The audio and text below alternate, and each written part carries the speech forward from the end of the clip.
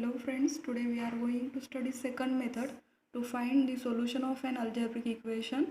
Second method is regular false method or method of false position.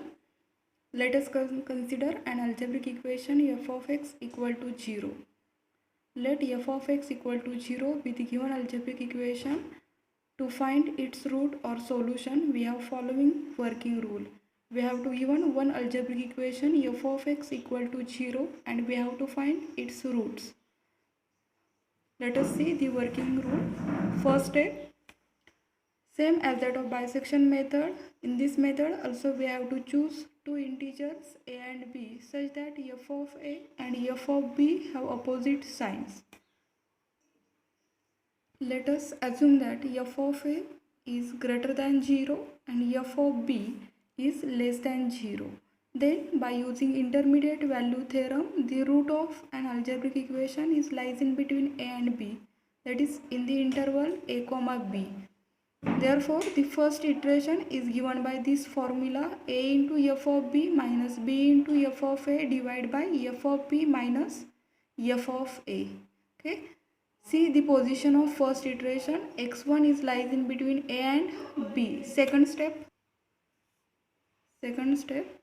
once we get first iteration x1, immediately find f of x1 and observe the value of f of x1. Either f of x1 is positive or negative. Here I assume that f of x1 is negative, that is less than 0. And we already have f of a in last step. F of a is greater than 0, that is positive. Therefore, the root of an algebraic equation is lies in between a and x1, that is in the interval a comma x1. See in this interval a comma x1.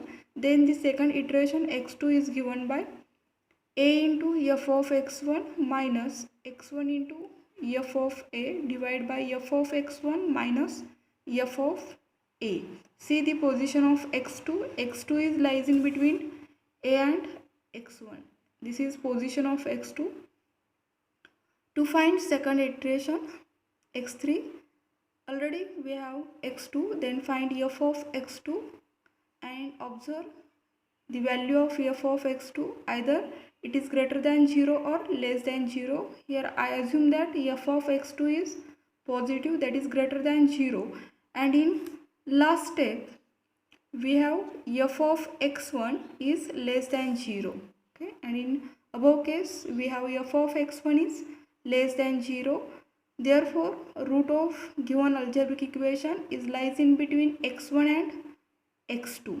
Okay, that is in the interval c x1 and x2, but x2 is smaller than x1. Therefore, in interval form we write it as x2 comma x1, not x1 comma x2, because x2 is smaller than x1. Okay, therefore the third iteration x3 is given by x3 equal to x2 into f of x1 minus x1 into f of x2 divided by f of x1 minus f of x2. This is your third iteration.